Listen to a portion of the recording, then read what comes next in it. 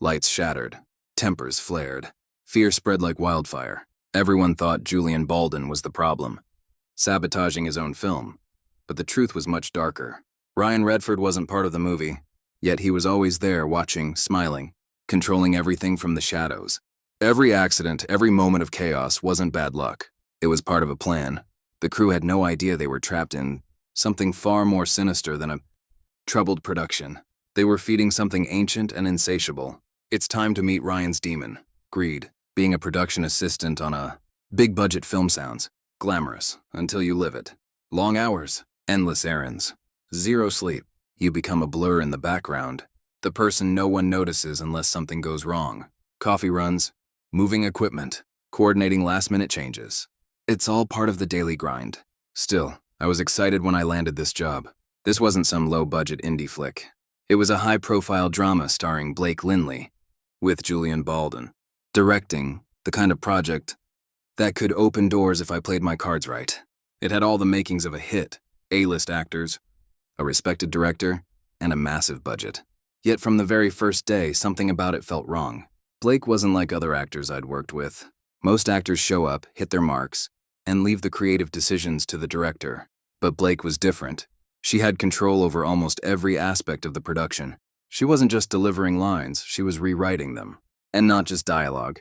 Entire scenes were being restructured at her command. Costume designs were altered without warning. Lighting setups were changed on a whim, leaving the cinematographers scrambling to adapt. Julian didn't take it well. There were moments when I saw frustration bubbling beneath his calm exterior. He would push back, insisting that his vision needed to remain intact. But he didn't push too hard. Blake's influence was palpable, and it wasn't just because of her status as the lead actress. People whispered that she had connections at the studio, that Ryan Redford, her husband, was quietly pulling strings to ensure she had the final say. At first, I thought it was just the usual on-set drama. Creative clashes happen on every film. Directors and actors butt heads. Compromises get made. It's part of the process. But the tension here felt different. It simmered quietly, like an undercurrent no one wanted to acknowledge. Then Ryan Redford showed up, and everything shifted. Ryan wasn't part of the project. His name wasn't on the call sheets or in the production notes. But that didn't stop him from showing up regularly. He'd arrive unannounced, walking onto set like he belonged there. No one questioned it. Not at first. I mean, it was Ryan Redford. He had that effortless charisma that made people gravitated toward him within minutes of his arrival. The mood would lighten. Crew members who had been stressed out and sleep-deprived suddenly found themselves laughing at his jokes. He had this way of making everyone feel seen, like they were in on the joke with him. At first, everyone loved having him around. It was hard not to like Ryan Redford, but then I noticed something strange. Blake Lively changed whenever he was on set. The warmth in her eyes vanished. She became distant, like she was holding her breath. I watched her closely one day when Ryan walked onto set during a lighting test. Her entire posture shifted, rigid, guarded. She barely looked at him, but I could tell she was aware of every move he made. It wasn't just Blake. The atmosphere on set grew heavier, like an invisible pressure pressing down on all of us. Arguments flared over minor things, props being out of place, miscommunications about the schedule. Crew members who had worked together for years started snapping at each other. It was subtle at first, but it got worse the more frequently Ryan appeared. The first truly bizarre incident happened during a pivotal scene. Blake had convinced Julian Baldwin to reshoot it after days of back-and-forth arguments. I was nearby when their final standoff happened. Julian paced furiously in front of the monitors, shaking his head. "We've already got this scene in the can," he said. "There's no reason to reshoot." Blake crossed her arms. "It's not right. The tension isn't there. We need to redo it." Julian sighed deeply, his frustration boiling just beneath the surface. I could see him weighing his options. If he pushed back any harder, he risked a full-blown confrontation. "Fine," he muttered. "Reset everything." The crew groaned but got to work. Everyone was exhausted. We'd been shooting for 12 hours already, and tensions were high. As soon as the cameras rolled, disaster struck. An overhead spotlight exploded with a deafening crack, sending shards of glass raining down onto the set. People screamed and scattered. By some miracle, no one was hurt, but the sound alone was enough to leave everyone shaken. The production came to a standstill.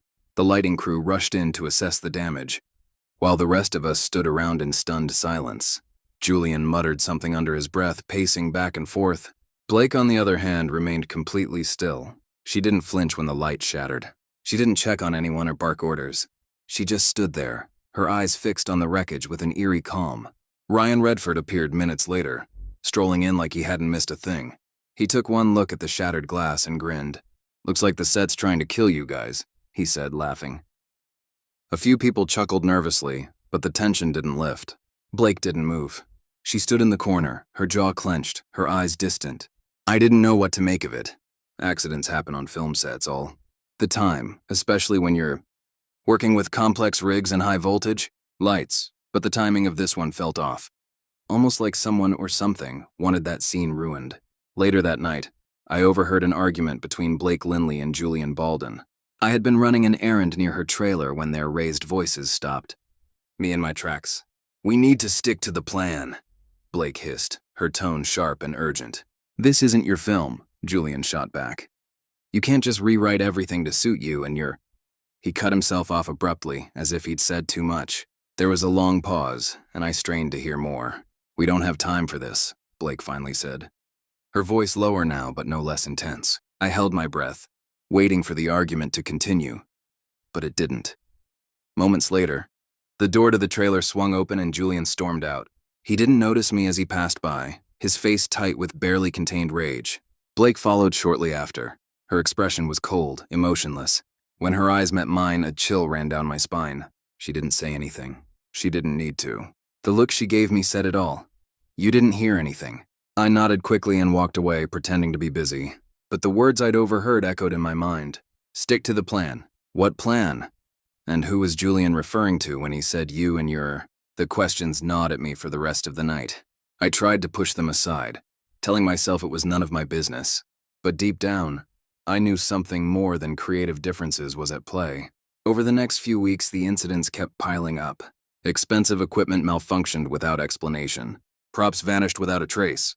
Crew members got injured, not life-threatening, but enough to raise eyebrows. A grip twisted his ankle. After tripping over cables that hadn't been there 5 minutes earlier, another crew member cut her hand on a piece of broken glass that no one could explain. Rumors spread like wildfire. Some people whispered that Julian was sabotaging the production, trying to wrest control away from Blake. Others speculated that Blake was intentionally causing problems to assert her dominance. No one could agree on what was happening, but the tension on set grew unbearable. And through it all, Ryan Redford kept appearing.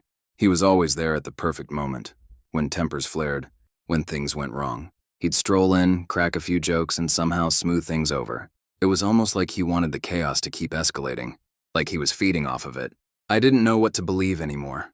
All I knew was that every time Ryan showed up, the air seemed to thicken, the pressure around us building until it felt like the whole production might collapse under its own weight. Something was coming, and whatever it was, it terrified me. Things reached a breaking point after a heated budget dispute. Tempers had been simmering for weeks, but that day, everything boiled over. The producers had been growing, increasingly frustrated with the constant delays and mounting costs. Blake's insistence on reshooting scenes, often without consulting Julian Baldwin. Blake Lindley had thrown the schedule into disarray. The studio was bleeding money and someone needed to take the blame. During a tense production meeting, one of the senior producers finally snapped. "We're tens of thousands over budget because of these damn reshoots," he said, his voice sharp and accusatory. He pointed toward Blake, who sat across from him at the conference table. "This is getting out of control. We're wasting time and resources on scenes that don't need to be redone." The room fell silent. All eyes turned to Blake, waiting to see how she would respond. I expected her to argue, or defend herself, maybe even lash out like some of the other stars I'd worked with. But she didn't. She just stared at him. It wasn't an angry stare. There was no emotion in her eyes at all. They were cold and distant, as if she were looking straight through him. The producer shifted uncomfortably in his chair, his defiant posture wilting under her gaze. His face twitched, and for a moment I saw something I didn't expect. Fear, pure, unfiltered fear. "We're staying on schedule," Blake finally said, her voice low but commanding. The producer opened his mouth to argue, then quickly thought better of it. Without another word, he gathered his notes and left the room. The tension remained heavy and oppressive as Blake calmly stood and walked out, without acknowledging anyone else. I watched her go, my mind racing. That look she'd given the producer, it wasn't normal. It was like she had power over him, something beyond just her status as the star of the film. After that incident, I started noticing patterns. Every time Ryan Redford appeared on set, something would go wrong. Arguments would break out over trivial matters, missing props, schedule changes, even catering mishaps. Crew members who had worked together for years began snapping at each other over nothing. And then there were the accidents. Equipment failures became routine. Lights flickered ominously during takes. A dolly camera veered off its track without warning, nearly crashing into a sound technician. At first, people blamed faulty gear or human error, but the incidents kept happening, always at the worst possible moments. Ryan seemed unaffected by the chaos. If anything, he seemed to thrive in it. He would show up with perfect timing, cracking jokes and offering solutions that temporarily calmed the tension. But there was something off about him, something I couldn't quite put into words. One night, I found him alone near the prop table. The set was mostly deserted, and the only sound was the faint hum of the overhead lights. Ryan didn't see me at first. He was muttering to himself, his voice low and guttural. I couldn't understand the words, but the sound sent a chill down my spine. It wasn't English or any language I recognized. I stepped closer, the hair on the back of my neck standing on end. Suddenly, he went silent and turned to face me. His expression shifted instantly, the unsettling intensity, disappearing behind his trademark grin. "Late night, huh?" he said casually, as if nothing had happened. I nodded slowly, my throat dry. "Yeah, just wrapping up," I managed to say. Ryan chuckled softly. "You gotta love those long hours. It's where the magic happens." He gave me a wink before walking away, leaving me standing there in the eerie stillness. I didn't sleep well that night. The sound of his voice, those strange, guttural whispers, echoed in my mind long after I left the set. Something was deeply wrong here, and Ryan Redford was at the center of it. I couldn't keep quiet anymore. After another exhausting night shoot filled with delays and accidents, I finally snapped. I followed Ryan Redford through the maze of equipment and soundstage shadows. The rest of the crew had gone home hours ago, leaving the massive set eerily quiet. Only the faint echoes of my footsteps and the occasional metallic creak of scaffolding filled the space. Ryan walked ahead, calm and deliberate, as though he knew exactly where I was and where I was leading myself. I called out, my voice breaking the stillness. "What the hell is going on?" I demanded, stepping closer. "Why are you here? Why is everything falling apart around you?" He stopped at last and turned slowly to face me. His eyes glinted under the flickering overhead lights. The warmth that usually softened his gaze was completely gone. His grin, the one that could make entire rooms relax, was nowhere to be found. Instead, his face was cold, calculating. "You've been curious, haven't you?" he said softly. His tone wasn't accusatory. It was almost pleased. "Good. Curiosity is the first step to understanding." I crossed my arms, trying to summon what little courage I had left. "Cut it. I want answers." Ryan chuckled under his breath and shook his head, as if I'd asked a question with an answer too complex to fully grasp. "Do you know where the word greed comes from?" he asked, his voice conversational but laced with something deeper. I blinked, thrown by the abrupt shift. "What does that have to do with anything?" "Everything," he replied. "Greed isn't just a flaw. It's older than you can imagine. The word comes from grota, an ancient term for insatiable hunger.